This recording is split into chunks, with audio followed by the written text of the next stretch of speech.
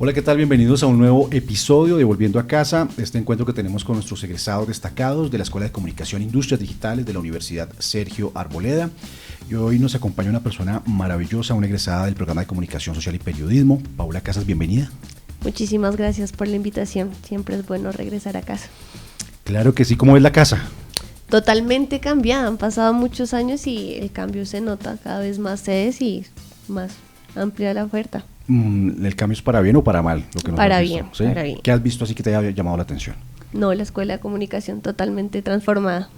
Muy bien, Paula. Pues nosotros estamos acá con Paula porque queremos que nos cuentes muchas cosas, pero coyunturalmente que te ganaste un premio, que es uno de los premios más importantes en periodismo, por supuesto, en Colombia, que es el premio Simón Bolívar, con un trabajo periodístico. Pero arranquemos, ¿cómo fue el trabajo periodístico que, como me lo estabas contando y como lo vimos todos en esa premiación de los últimos premios, valga la redundancia, de los Simón Bolívar, sobre las secuelas de la mutilación genital en Colombia, de la mutilación genital femenina en Colombia?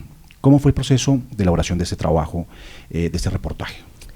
Bueno, digamos que el espectador le ha apostado en los últimos años a los temas de género. A mí me mueven mucho los temas de género y empezamos a buscar qué estaba pasando en la agenda de las mujeres. Encontramos un tema, huérfanos por feminicidio, empezamos a trabajar por ahí y seguimos metidos en los temas de mujeres y vimos que el Congreso en su agenda había un proyecto de ley sobre mutilación genital femenina.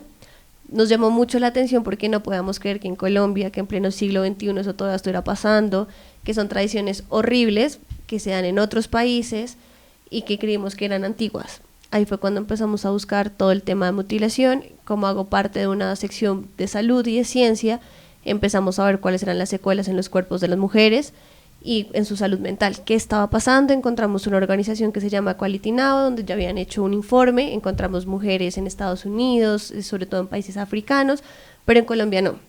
Entonces no servía de nada como tener un panorama a nivel mundial si no logramos aterrizar esa problemática en Colombia, porque tendríamos nosotros que preocuparnos de lo que está pasando acá con nuestras mujeres y nuestras comunidades. Y así fue como llegamos a Juliana Domenico. Ella es la líder de la Gran Nación Embera, y ahí nos empezó a contar que este proyecto de ley, a diferencia de todas las iniciativas que se habían hecho en el pasado, contaba con la participación de líderes indígenas. Y ahí conocimos a Claudia Queragama. Ella nos contó que ella no sabía que era sobreviviente de mutilación genital femenina, sino hasta que vio el caso con su hija. Eso fue hace 3 o 4 años. Y de ahí empezó toda la historia. Nos reuníamos con ella cada 8 días. Mi compañero, el fotógrafo Gustavo Torrijos, que me ayudó a unos retratos maravillosos de Claudia. Y ahí nos empezamos a reunir cada 8 días. Ella nos empezó a contar. La barrera del lenguaje sigue siendo difícil porque si bien ella habla español, es un español muy limitado. Entonces esa barrera fue un poco compleja, pero ahí fue donde empezó todo este programa, todo este proyecto. Perfecto, Pau. Y dentro de ese desarrollo de ese trabajo tan importante, bueno, quedo sorprendido porque uno cree que en Colombia no pasa esas cosas. Pero mira, no. ¿En qué partes pasa de Colombia? Es muy triste porque el Ministerio de Salud falta cifras, no sabemos los lugares puntuales, sabemos que son en las comunidades indígenas. Sin embargo, nos toca tener mucho cuidado para no estigmatizar precisamente las comunidades indígenas, sobre todo las Embera. Encontramos una pediatra en Pereira, en un hospital, donde llegan la mayoría de casos, en Risaralda, donde más comunidades indígenas hay de la nación Embera, pero nos tocaba tener mucho cuidado para no ir a estigmatizar a toda una comunidad por unas prácticas de algunos pocos. Entonces siguen faltando muchos datos por parte del ministerio y por el gobierno en general. ¿Qué se va a hacer para pensar en hacer un monitoreo real de la situación y ver justamente cómo evitamos para llegar a su práctica cero, que era lo que quería este proyecto de ley? Bueno, toca entonces un segundo capítulo de esta entrega para que precisamente se pueda, digamos, visibilizar y sobre todo parar esa práctica pues que pone pues muy triste a la sociedad y particularmente a la población femenina. Es una práctica muy dolorosa porque son niñas desde los 17 hasta los 12 años donde no tienen capacidad de decisión, porque pues claro, a los 17 días de nacido uno que va a poder decidir sobre su cuerpo. Y son mujeres, las mayoras, que son obligadas a hacer estas prácticas pues porque en los resguardos hay un líder donde tienen que hacerle caso. Entonces también el proyecto de ley lo que buscaba era eso, como ver cómo llegar a la abolición, pero sin castigar justamente a las mujeres que lo practican, porque en la mayoría de casos son obligadas o son les dicen que es una traición, que sí o sí tienen que seguirlas. Entonces es como un doble rasero el que toca tener en cuenta. ¿Ayudó este trabajo a ese proyecto de ley para que precisamente se discutiera en el Congreso, para que llegara a buen puerto? Hizo que se volviera visible la problemática y que sí hiciera que este tema volviera a estar en el radar público. Este proyecto lo hizo una representante de Pereira, Carolina Botero, y pues en compañía de Jennifer Pedraza, y ha cogido bastante visibilidad, pero pues de nuevo, o sea, estamos en un país donde los temas son más políticos, judiciales, de corrupción, entonces estos temas de género a veces quedan un poco relegados y ojalá tuvieran la importancia y la relevancia que se merecen. Ojalá para que ya finalizando este año, o bueno, este gobierno, que se pueda tramitar. Ojalá. Este año como que el gran avance en temas de género fue precisamente otra problemática muy dura, que es el matrimonio infantil. Ese sí logró aprobarse. Sí, aprobado. Entonces esperemos que este de mutilación y el de huérfanos por feminicidio, los hijos, porque también son los que sufren, también tenga buen término estos dos proyectos de ley. Bueno, gracias a Dios te tenemos ahí pendiente en El Espectador, entregando pues por supuesto todo lo mejor de ti, pero pasemos a cosas más amables. El premio Mejor Reportaje en Texto, Premio Simón Bolívar 2025. ¿Qué significa ganarse ese premio, Paula? Es algo que sigo procesando, es muy grande, uno jamás trabaja para los premios, pero en mi mente, en mi caso, jamás pensé que fuera posible ganarlo por las personas que han estado ahí, y para mí ha sido una sorpresa total, una perseverancia. Quizás también es un llamado a que uno también puede creer en uno mismo, que a veces las personas de afuera ven cosas que uno ni siquiera ve en uno. Este premio es muy importante, digamos que la gran apuesta de mi sección fue un especial multimedia que era de glaciares. Este trabajo, si bien ganó un reportaje, este trabajo es mucho más grande de lo que de lo que reconoció el jurado, porque nosotros no nos postulamos a nivel grupal, porque nuestra apuesta era glaciares. En el periódico siempre nos han dicho como postúlense a uno grupal y a uno individual, pues sí, eso como cada uno es consciente que ha hecho un buen trabajo, y lo peor que puede pasar es que te digan que no, y ya, y eso no te va a hacer buen periodista, mal periodista, no te va a decir que estás haciendo las cosas mal, no, va a decir que vas a seguir trabajando por lo que tú quieres y por los temas que te apasionan. Y en esos, ya a punto de cerrarse los premios, se cerraron un 14 de mayo, un compañero me dijo que a él le había gustado mucho ese reportaje, que si bien hacía parte de todo un especial, que ese texto le había llamado mucho la atención, que por qué no lo intentaba. De nuevo, yo le dije como, pero pues ¿para qué? Si el gran especial es glaciares, contamos la historia en el año de los glaciares y demás. ¿Cómo se llama ese compañero para mandar un saludo y decirle, mira, gracias por haber recomendado que se publicara, o mejor, que te postularas ahí? Se llama Joseph Casañas y justamente ahora lidera toda la parte de podcast del Espectador. Bueno, un saludo aquí desde el podcast Volviendo a Casa de la Sergio a Joseph, porque fue pues gracias a él que tú estuviste ahí. Fue gracias a él. Claro. Entonces él me dijo, bueno, postúlese, que a mí me gustó mucho. Lo porque puede pasar es que le digan que no. Y pues reportaje en texto es una de las categorías más difíciles, porque se postula casi que todo el mundo. Y lo intenté y pues le atinamos. ¿Y sabías con quién estabas compitiendo? No, generalmente pues yo conozco los que compito de mi periódico. Pues estaba mi editor, Sergio Silva, que es uno de los mejores periodistas que tiene la salud y ciencia. Le ganaste a Sergio, al jefe le ganaste. Y hoy en día, mi compañero César, que es el líder en temas ambientales y de agua. Conocí a mis compañeros, pero de ahí para adelante no. Y como los premios tienen algo en particular, y es que nunca dicen los nominados, claro. No es como los de los Gabo, que sí, tú sabes. O los Álvaro Gómez Hurtado, que sabes quiénes son. Exacto, acá no, acá todo es un misterio. El ganador, y si hay un reconocimiento del jurado, el reconocimiento del resto, nada. Bueno, ¿la familia qué dijo? Me imagino que dichosos. Mi familia sí, digamos que en su momento, pues como para mí esto nunca fue un sueño ni estaban mis planes, pues casi muy pocas veces he hablado pues qué significan los Simón Bolívar, pero mi abuelito paterno y uno de mis tíos paternos sí sabían lo que era. Entonces después de que me avisaron, hice una videollamada con ellos, pues por cosas de la vida mi abuelito estaba hospitalizado. Entonces hicimos videollamada en la clínica y le conté. Bueno, pero si lo lograste contactar. Sí, no, yo le dije que era muy importante, pero pues como es familia creían que les iba a decir que estaba o embarazada o que me iba a casar. Como que no pueden ver más allá de las tradiciones. No pueden pensar que es algo bueno. Exacto. Sino quién sabe qué le pasó. Entonces se pusieron a llorar ellos dos porque entendían. Ya después mis papás empezaron a averiguar y mis papás están. Y pues toda mi familia es muy unida y es muy grande. Entonces todos estaban muy, muy orgullosos. Pues nosotros más orgullosos porque apenas supimos, intentamos comunicarnos por todo lado contigo y gracias a muchas personas particularmente yo siempre le envío a Adelita un saludo, porque Adelita es nuestra productora, ella es la que consigue todos los egresados y los llama, les pregunta, pero apenas vimos la noticia nos pusimos muy felices, Pau. Qué chévere. Muchísimas gracias. Yendo precisamente a lo que significó la universidad en conseguir este premio, ¿a qué profesor tú recuerdas que tú hayas dicho, oye, es que a mí este profesor me enseñó esos temas de reportaje, el tema de las fuentes, el tema de la descripción, el tema de ir a investigar? ¿A cuál de ellos le agradeces? Por supuesto, el recorrido que llevas en El Espectador, pero el premio, porque muchas veces uno dice, es que si este profesor a mí no me hubiese dictado clase, yo seguramente no estaría acá. No, a Jorge Cardona ha sido la mejor conciencia que yo haya podido tener en mi vida. Él me dictó periodismo investigativo y por cosas de la vida pues nos hicimos muy cercanos. Él me llevó al Espectador, él fue el director de mi tesis y él me llevó al Espectador. Él me llevó al Espectador en 2016 y con él tengo una anécdota muy chistosa y es, pues uno le enseña en la universidad a ser como muy cuadriculado. Entonces todavía no era mi semestre de prácticas y él me dijo, se abrió un cupo en El Espectador. Entonces yo, no, Jorgito, muchas gracias, estoy en octavo semestre, o sea, no puedo hacerlo. Claro.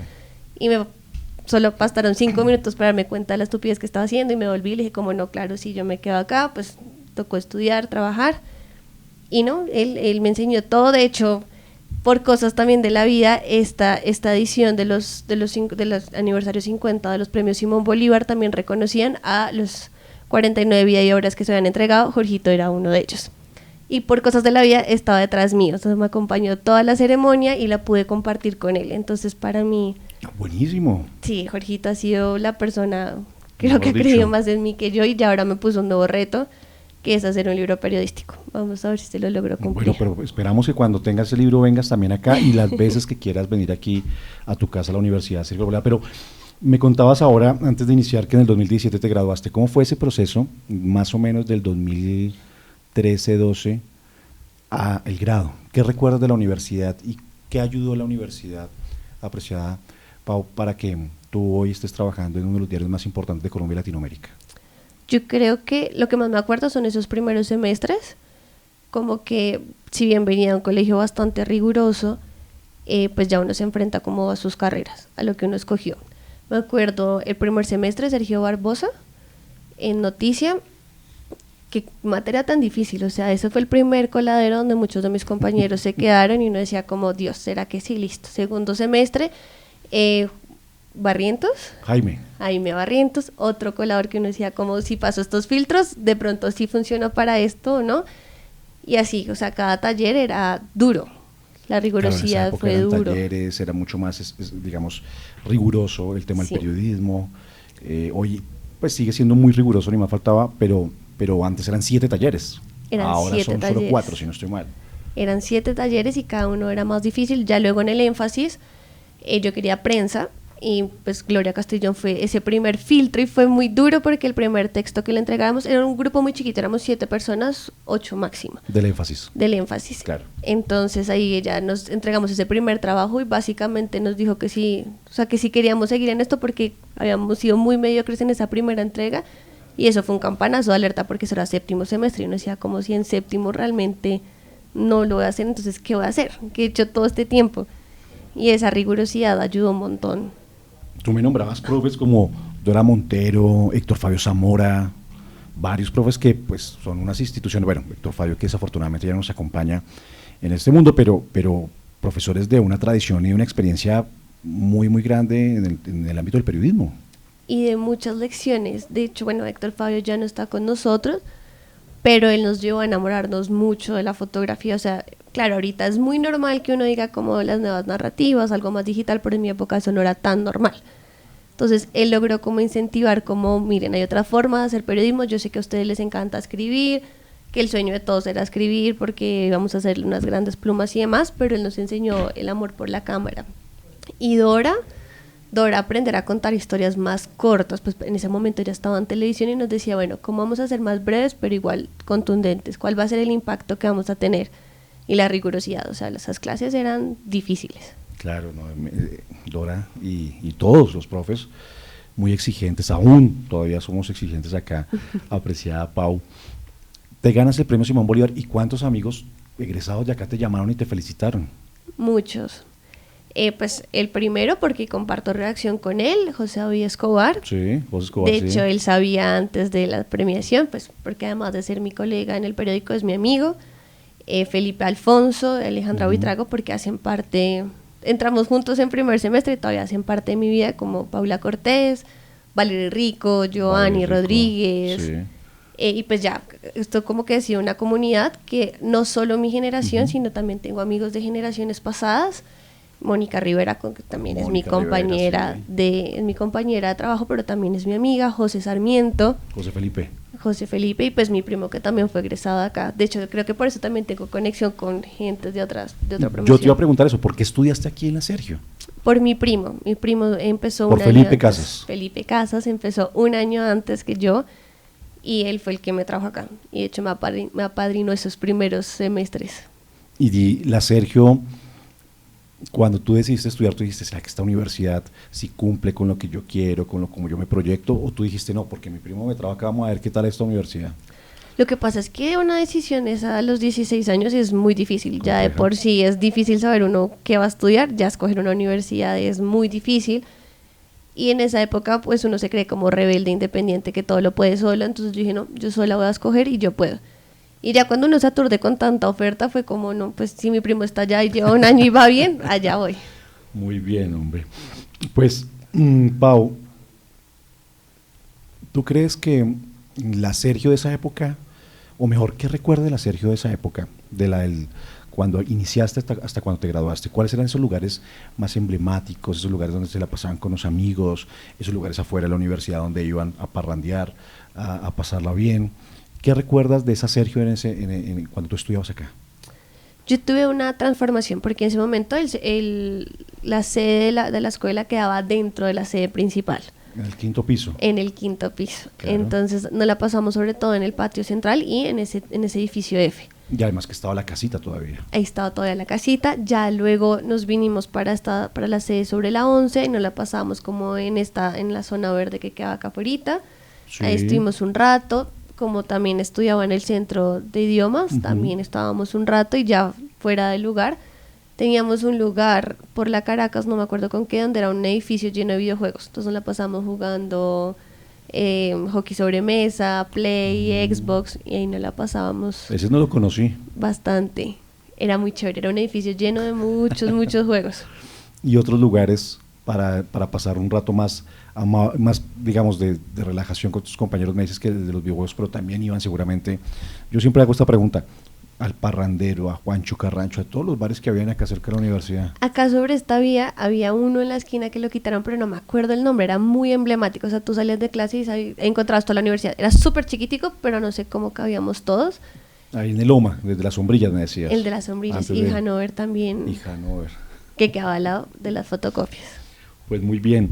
De esos docentes que tú me nombraste, apreciada Paula, y que ahorita estuvimos allá en la Escuela de Comunicación y Industrias Digitales saludándolos, que era Juan Carlos Pérez, también te dictó clase Álvaro Velandia, la profesora Diana Bernal también me dijiste. De los profes que todavía tenemos acá, ¿qué es lo que más recuerdas, digamos, con aprecio, o de pronto no con tanta amabilidad, sino que tú dices, no, yo no me acuerdo? Nuestro capítulo pasado estuvo Diego Bonilla, por ejemplo, y Diego dijo que él pues es mucho mayor que tú. Yo que se acordaba de un profesor que se llama Luis Fernando Chacón y que con él fue terrible. ¿Cuál recuerdas así que haya sido muy difícil y muy duro contigo y con tus compañeros? Aparte de Jaime Barrientos, que eso siempre era difícil. Jaime Barrientos era muy difícil y tenía algo complejo, y era, no sé por qué, nos daba muy duro a las personas que éramos pelimonas. Entonces como que siempre nos asociábamos como que éramos brutas, pero no. Realmente Jaime tan malo. Realmente nosotras, pues vengo de una generación muy... Era otra manera de educar y otra manera de decir exacto, las cosas, ¿no? Veníamos de una generación diferente y eso pues nos forjó. O sea, nosotros logramos hacer una noticia, no sé cómo lo hacíamos, en 10, 15 minutos. Me acuerdo mucho que él nos enseñó mucho a titular. Sí. Nos preguntaba, si ustedes... Me acuerdo de este caso que fue cuando Shakira anunció su segundo embarazo, toda una clase de 2 horas que era en esa época, ¿cómo titularíamos esa noticia? Y eso nos llevó también mucho a explorar pues cómo lo estaban haciendo en esa época, qué funcionaba, qué no funcionaba, y esa clase ha hecho pues que hoy en día para mí sea más claro tener como el panorama, cómo hacer una noticia, Y Sergio Barbosa, esto suena chistoso, pero uno no se da cuenta hasta que lo pone en práctica, era cómo hacer oraciones simples. Y esos eran nuestros parciales. Y realmente en ese momento era muy difícil. Uno decía, pero uno ¿cómo hace? Y él decía, no, las oraciones son simples. O sea, ustedes, y nos ponía a leer textos y decían, como no, tienen que ser simples. Y eso también nos forjó un montón, porque realmente esos 2 cursos eran muy difíciles y era el coladero. O sea, la cantidad de gente que perdió taller 1 y taller 2 fue demasiado. Y eran cosas que, claro, tú hoy en día lo ves y dices como, uff, pero si no hubiéramos pasado por eso, no. Seguramente. Y esa es mi siguiente pregunta, y es ese mensaje que tú les das a las nuevas generaciones, entendiendo que hoy es todo con IA. En nuestra época nos tocaba, pues por supuesto, yo soy mucho más viejo que tú, pero nos tocaba sí o sí escribir, y escribir muchas veces sin computador, sino a mano, para precisamente demostrarle al docente que uno sí había hecho el trabajo, porque pues por supuesto no era que desconfiaran, sino que era como el requisito, venga usted cómo escribe, cómo titula, cómo es la bajada, cómo es el chapo, cómo es el lead, cómo es todo, pero ahora todo es con IA. ¿Cuál es esa recomendación, o mejor, cuál es ese problema que tú ves en los medios de comunicación y ese mensaje que le das a esas nuevas generaciones? La inteligencia artificial es una gran herramienta si uno la usa con responsabilidad y la sabe usar, pero para complementar lo que tú haces. Sí. La inteligencia artificial jamás va a tener la empatía que tiene una persona, jamás va a poder llegar a esos niveles de descripción que uno percibe como ser humano. O sea, lo que uno lo hace humano es justamente eso, la sensibilidad, la emoción. La IA no tiene eso. Y si uno va a poner a la IA a hacer el trabajo, pues mejor no hagas nada. O sea, lo que hace el periodismo es justamente que tú empieces a sentir empatía por esas historias que quieres contar. Es una gran herramienta, nosotros lo usamos a diario con el simple hecho de tener una herramienta que nos desgrabe las entrevistas. Desgrabar eso a veces es tedioso. Y en mi época desgrabar era... Uf, yo creo que eso es lo que uno hace todo el día, todos los días. ¿Y te acuerdas que había un programa que te ponía como que más lentito el audio? Entonces uno como que aprovechaba, pero igual era casi... Es mucho tiempo. En tiempo real. Puede ser un audio de 1 hora y te puedes demorar 2 horas el doble, desgrabando, si es que desgrabar es una... Pero hoy en día es una gran herramienta y hay que saberla usar. Uno no puede pretender ni que estés en una redacción y que hayas hecho una nota con inteligencia artificial, entonces no se dieron cuenta y vas a seguir haciéndolo. No, porque es tu ética y tu responsabilidad lo que está en juego. Y al final eres tú como persona la que va a terminar perdiendo. Entonces es una gran herramienta que se puede usar para impulsar la creatividad, pero nunca te va a reemplazar tu trabajo. Y hay que hacerlo con responsabilidad y con ética, 100%. Mensaje para tus colegas que se van a graduar próximamente, con responsabilidad. Sí, porque puedes perder una gran oportunidad si no la sabes hacer. Y pues, en el mundo hay un mira montón. Que en medios ha pasado cosas que, ahorita hablábamos precisamente que hay cosas que no se deben hacer y las personas lo hacen, y es tomar la IA y inventarse como comillas, como decimos popularmente en los medios de comunicación, y es como tomar esos supuestos testimonios que dijeron tal o tal persona y es mentira, y al final queda mal el medio, queda mal la empresa, y pues, los periodistas que están trabajando en ello. Claro, pero además ¿quién te vuelve a contratar? Muy difícil. Entonces esa es la recomendación, responsabilidad con la IA. Y un periodista lo único que tiene es su nombre y su credibilidad, entonces por eso toca ser completamente riguroso. Si pierdes tu nombre y tu credibilidad, pues se acaba todo. Va a estar muy difícil. Y lo mismo también, o sea, claro, ya hablamos de la IA, pero hace un tiempo hablamos del plagio, ¿no? Entonces es importante citar todo lo que no sea uno y crear su propio estilo. Estamos en un mundo diverso, todos podemos ponerle nuestro estilo a las cosas, y lo lindo es la diversidad. Pero además para los gustos, los colores, entonces. Exacto. La idea es que todos tengan, digamos, esa originalidad y que puedan, por supuesto, explotarla y proponer cosas, y eso es lo maravilloso del ser humano. Exacto. Que no perdemos, por ejemplo, esa capacidad de sorprendernos, de cada vez encontrar cosas nuevas, mejores de hacer, bueno, en fin. Pau, la Sergio, desde la misión, desde lo que tú conociste en esos 5 años que estudiaste acá, muy juiciosa, además juiciosa porque muchos duran graduándose 5, 4 o 3 años. Tú me decías que solo te tardaste un poquito porque arrancaste las prácticas y porque terminaste todo en el 2016, pero te graduaste en el 2017. Y por la tesis. Y por la tesis, con Cardona y con Diana Bernal. Con Cardona y con Diana Bernal. ¿Y de qué era la tesis? Las cortinas de humo, cómo influyen en la desinformación de la sociedad. Menos mal que eso ya no pasa. No, y me la dio de artista, entonces escogí desde Belisario Betancur hasta Álvaro Uribe, o sea, sí, casi hago un libro. Después y con Cardona. Después me di cuenta que hubiera podido aterrizar en un gobierno. Solo era con un discurso, solo era un hecho. Sí, pero no, yo tenía que escoger lo más amplio. Bueno, la Sergio, ¿cómo ayuda para que tú estés ahora en el espectador, como desde lo que tuviste, las clases, por supuesto la filosofía, que tenemos esa impronta sergista, que desde el humanismo, desde la internacionalización, desde la innovación y el emprendimiento, y por supuesto de la excelencia académica, ¿cómo crees que la Sergio ayudó para que tú hoy estés trabajando y ganando premios y rompiéndola? La rigurosidad. Uno, la rigurosidad que ponen acá en los filtros, pues para entrar, para pasar los exámenes en cada semestre, y la rigurosidad que le ponen ustedes también a la hora de contratar docentes. O sea, realmente yo fui una generación muy afortunada, tuvimos, pues, los que nombro, me acuerdo, pero tuve muchos más que quizás olvidé sus nombres, pero sí sus lecciones están presentes en mí, y esa rigurosidad de los profesores ha sido clave en todo este proceso, de Gloria sobre todo, y pues de Jorgito, la Sergio Gloria influyó. Castellón, Jorge Cardona, que son los que, mejor dicho, lograron esto. Sí. Contigo, por supuesto, y tu esfuerzo. Sí, Gloria, si no hubiera sido tan estricta, de pronto si esa vez nos hubiera dejado pasar ese primer trabajo así, pues no seríamos tan rigurosos. Ese primer trabajo que ella fue tan riguroso llevó a que los otros fueran mejorando. Y pues Jorge, si la Sergio no hubiera contratado a Jorgito, pues nunca hubiera pasado esa conciencia de habernos conocido. Ya, esta es la penúltima pregunta que te hago y no te molesto más porque sé que tienes, como todo periodista, tienes muchas cosas que hacer, muchas entrevistas, y es, ¿cuál es esa anécdota que recuerdas de tus compañeros? Algo que te haya, digamos que tú hayas dicho, oye, ese día pasó esto y fue chistosísimo o fue grave con tus compañeros de pronto, algún examen o que se fueron de paseo y no aparecía alguien. Anécdotas que pasan en la universidad. Con mis compañeros. Bueno, una vez... todos eran muy juiciosos y tú dices, no, todo era muy... No. Mi época tampoco eran tan juiciosos. En esa época me acaban de robar y mi papá me compró un gas pimienta que hoy en día no está permitido, Sí. creo que en esa época tampoco. Y estábamos en una clase y una de mis compañeras pues me empezó a revisar el bolso porque Sí, estaba claro. aburrida, entonces dijo, ay, voy a ver qué traes. Y eso era moradito y parecía un perfume. Entonces lo echó en el salón creyendo que era perfume para oler y pues nos tocó evacuar porque estaba Claro, muy ¿y en fuerte. clase de quién fue?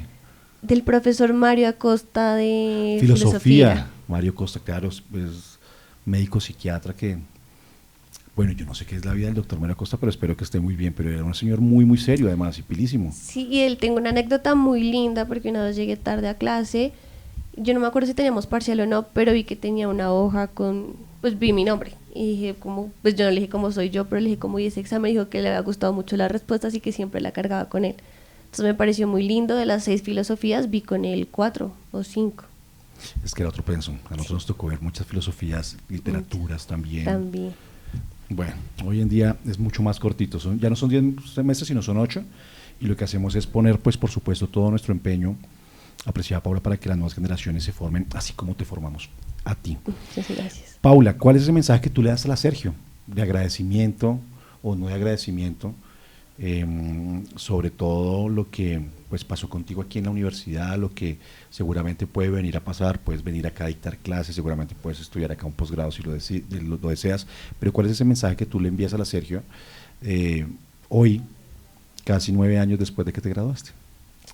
Uy, que en un mundo con tantos retos, sobre todo donde nos estamos acostumbrando a la facilidad, a la inmediatez, que no pierdan la rigurosidad ni la calidad.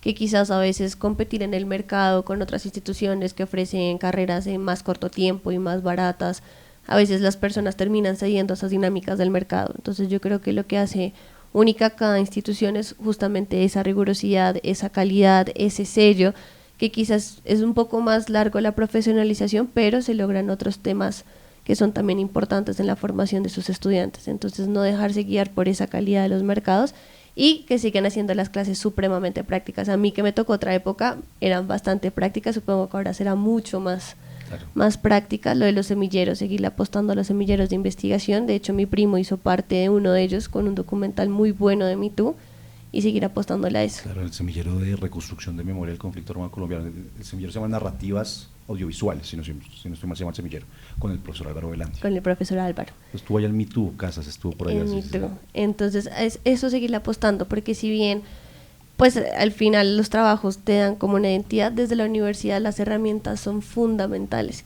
Uno no se da cuenta sino ya cuando ha pasado el tiempo, pero y aprovechar, sobre todo a los estudiantes, que aprovechen las herramientas que le dan las universidades y esas oportunidades. Por ejemplo, eso de ese semillero y hacer un documental, pues eso no es tan fácil lograrlo en la vida académica y si en la vida profesional, y si la universidad te está dando la oportunidad, aprovecharlo. Pero además todo lo que significó ese semillero, porque Casas montó en Black Hawk grabando y haciendo una serie de tomas como si estuviesen recreando lo que pasó ya en Me Too, cómo fue precisamente esa toma guerrillera, y hacerlo desde la universidad, como tú dices, a veces desde el sector real, desde los medios de comunicación, es difícil, pues hacerlo desde la universidad va a ser mucho más difícil, pero acá afortunadamente se hizo ese ejercicio y la pasaron muy bien los que hicieron parte de esos semilleros, y varios de tus compañeros también, no solo Casas, sino muchas personas han estado ahí.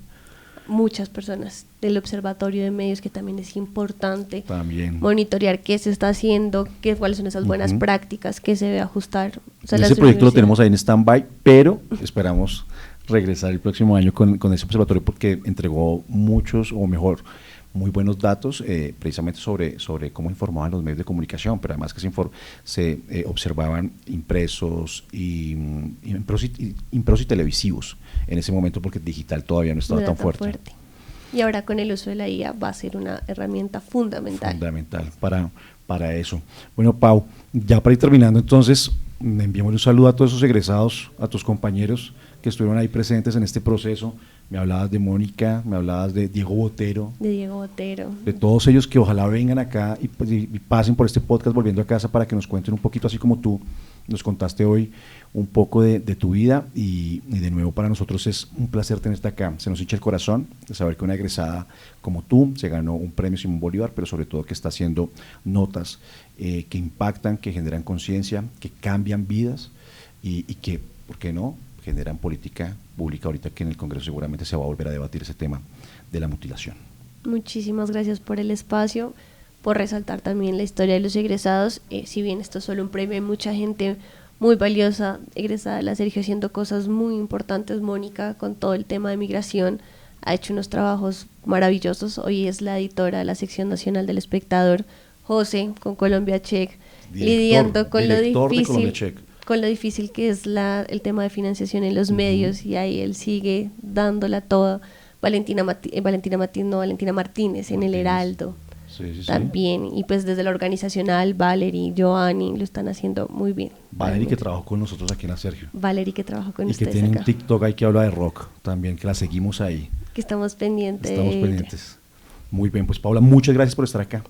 No, esperamos que vengas más seguido. Gracias a ustedes. Ojalá que nos puedas venir a dictar unas clases a los chicos acá muy pilos de reportaje. Claro que sí, cuando ustedes digan. Listo. Mil gracias. No, a ti mil gracias. Esto fue Volviendo a Casa, el podcast de los egresados de la Escuela de Comunicación e Industrias Digitales de la Universidad Sergio Arboleda. Mi nombre es Felipe Rojas Azula, que los acompañó hasta esta hora en punto. Mil gracias y hasta la próxima.